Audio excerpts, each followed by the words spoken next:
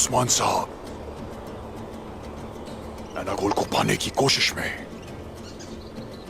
आपने अपनी साख को ही रौंद डाला।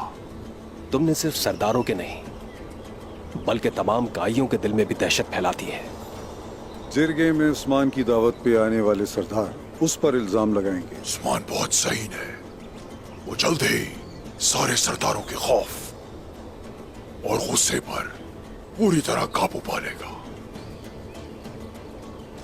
उस्मान पर उन सब का एतमाद टूट चुका है। हम बगैर रुके अपना काम जारी रखेंगे। हम एक अच्छे शराकतदार बन गए हैं तो गाय।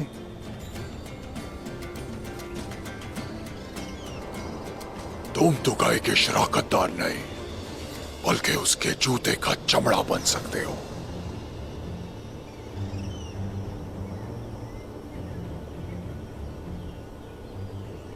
तुम जानते हो कि मैं तुम्हें कहां मिलूंगा। तुम सरदारों के साथ साथ ताजरों को भी उकसाओगे, समझे? उस्मान पर अदम एतमाद का एहसास हर एक पर एक सियाह बादल की तरह छा जाएगा, हर एक शख्स पर। और तभी कबाइल एक दूसरे पर हमला करेंगे।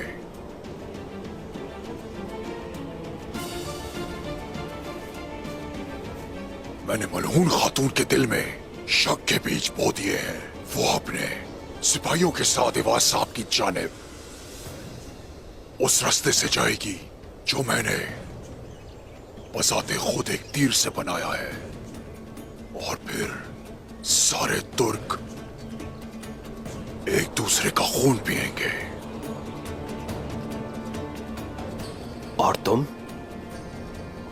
क्या करोगे तोगाय? मैं एरले खान की सियाह रूहों से मिलने जा रहा हूं। उनके जरिए मैं अपने पापा नोयान से बात करूंगा।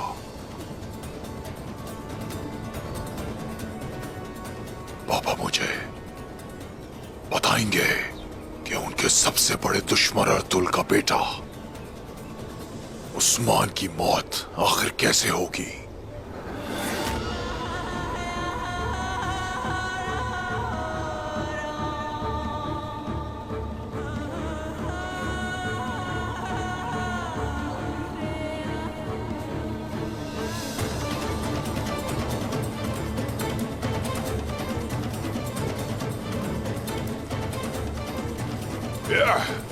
चलो। तो गाय नोयान का बेटा है। यह सिर्फ उसका बेटा नहीं बल्कि इस मनहूस मंगोल में नोयान की रूह और उसका गुस्सा पाया जाता है।